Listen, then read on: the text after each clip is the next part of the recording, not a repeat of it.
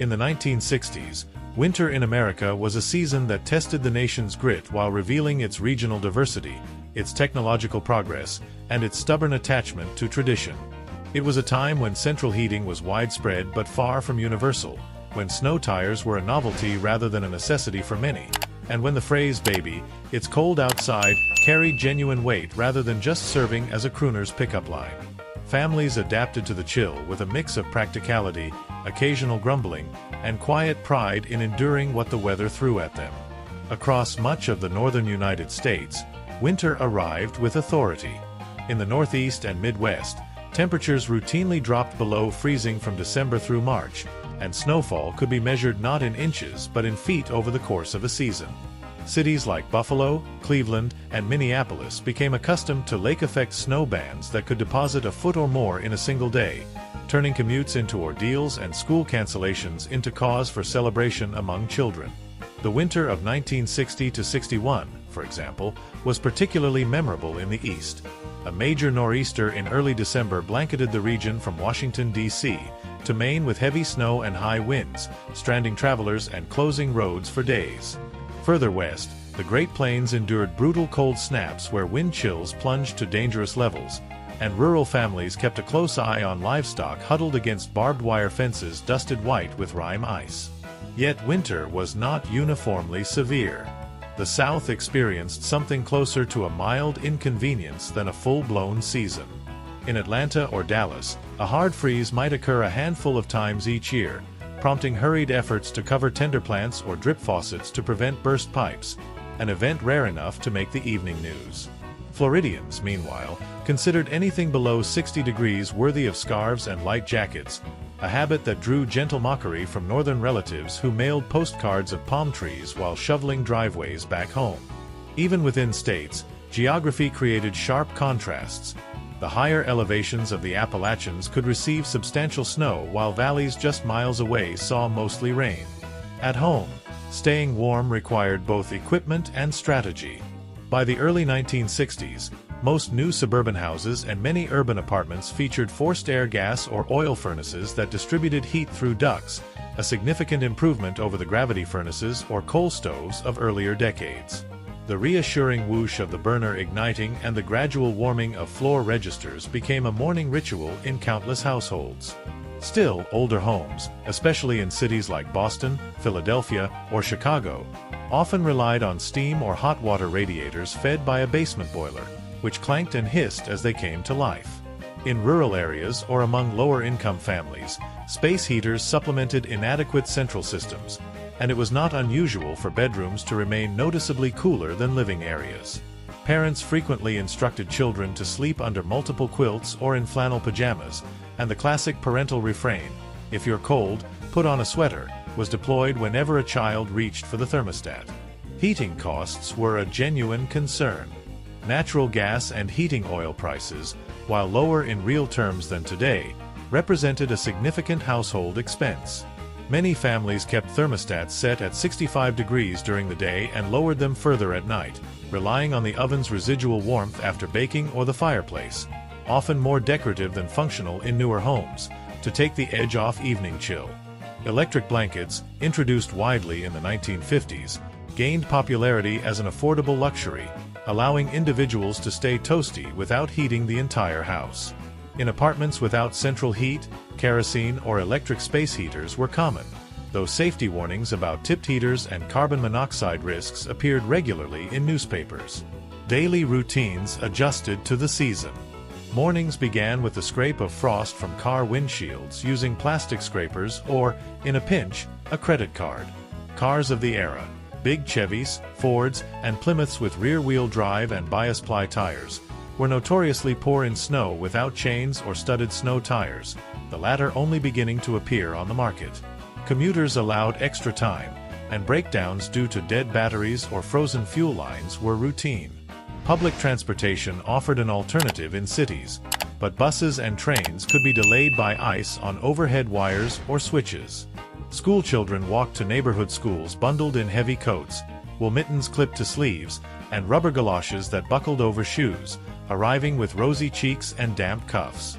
Snow removal was a communal and individual responsibility. Municipal plows cleared main roads, often piling snow in towering banks along curbs that narrowed streets and obscured stop signs. Homeowners and renters shoveled sidewalks and driveways, a chore that built character or backaches, depending on one's perspective. Aluminum shovels with wooden handles were standard equipment, and rock salt or calcium chloride spread by hand helped melt ice, though both could damage concrete or kill nearby grass. Children earned pocket money shoveling neighbors' walks, and in rural areas, farmers used tractor-mounted blades to clear long lanes. Major storms sometimes overwhelmed local resources, leading to memorable scenes of National Guard troops with bulldozers rescuing stranded motorists or delivering supplies.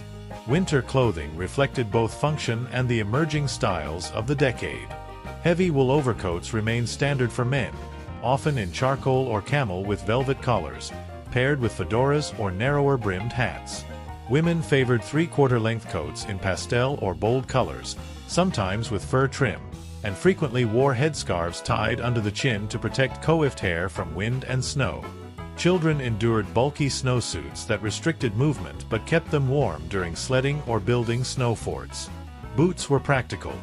Men wore galoshes over dress shoes, while children and women had dedicated lace-up or buckle styles lined with felt or fleece.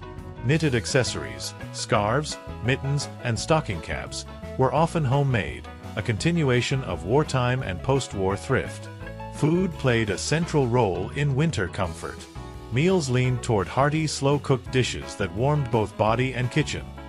Beef stew simmered with root vegetables, chicken and dumplings, pot roast, chili, and baked beans. Casseroles, tuna noodle, green bean, shepherd's pie, offered economical one-dish dinners. Soup was a lunchtime staple, whether canned Campbell's tomatoes served with grilled cheese or homemade vegetable beef. Baking increased: apple, pumpkin, and mince pies, cookies for school lunches or church events, and bread whose yeast aroma filled the house. Hot drinks were essential: cocoa made with milk and real chocolate for children, coffee or tea for adults, sometimes spiked with a little something after evening chores. Indoor entertainment compensated for shorter days and colder nights. Television, now present in over 90% of households, became the family hearth. Evening lineups featured variety shows, westerns, sitcoms like The Andy Griffith Show or The Dick Van Dyke Show, and holiday specials that drew everyone to the living room. Board games, Monopoly, Scrabble, Clue, and card games bridged generations on weekends. Reading remained popular, with public libraries busy and bookmobiles serving rural areas. Teenagers listened to transistor radios tuned to top 40 stations playing early Beatles or Motown hits, while parents preferred big band records on the hi-fi. In many homes, a decorated Christmas tree stood through January, its lights providing cheer against gray skies. Outdoor recreation varied by region and age. In snowy areas, children embraced winter with sledding on neighborhood hills using flexible flyers or homemade toboggans, ice skating on frozen ponds, with parents nervously checking thickness, and snowball fights that sometimes escalated into block-wide battles. Skiing grew in popularity, though still largely an upper-middle-class pursuit centered on resorts in Vermont, Colorado, or California. Ice fishing attracted dedicated anglers on northern lakes, while hunting seasons for deer or waterfowl extended into winter in some states. In milder climates, children still played outside in light jackets, riding bicycles or shooting basketballs on driveways. Winter also brought challenges beyond cold. Power outages from ice-laden lines left homes dark and furnaces silent, prompting reliance on flashlights and extra blankets. Frozen pipes burst in poorly insulated houses, causing floods when temperatures rose. Respiratory illnesses circulated more easily in heated, closed spaces, and flu seasons could be severe. Road salt corroded car underbodies, a problem owners addressed with frequent washing or undercoating treatments at service stations. And always, the threat of carbon monoxide poisoning from faulty furnaces or running car engines in attached garages prompted annual public service announcements. Yet for all its hardships, winter fostered community. Neighbors helped push stuck cars or clear elderly residents' walks. Churches and schools hosted holiday pageants, potluck suppers, and winter carnivals. Families gathered for Thanksgiving and Christmas with rituals largely unchanged from earlier decades. Turkey with stuffing, mashed potatoes, cranberry sauce, and pumpkin pie. New Year's Eve parties featured auld lang syne and resolutions made over sparkling cider or champagne. In rural areas, barn dances or ice-cutting parties on ponds maintained social ties.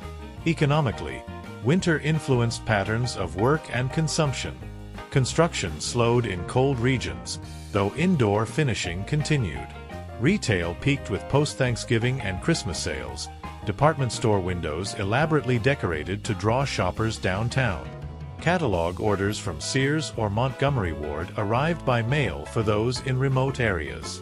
Utility companies ran payment plans to spread heating bills, and charities collected coats and food for those struggling. By the midpoint of the decade, subtle changes were emerging. Snowblowers began replacing shovels for some homeowners. All-wheel drive vehicles and radial tires improved traction. Insulation standards in new construction reduced heat loss. Yet the essential experience of 1960s winter, waking to a cold house, bundling against the elements, finding warmth in food and family, remained deeply familiar to millions. It was a season that demanded preparation and patience, offered beauty in fresh snow and quiet nights, and reminded Americans of their shared capacity to endure discomfort with humor and resolve. In an era before climate control became ubiquitous and instantaneous, winter was not merely weather. It was a defining part of the annual rhythm of life.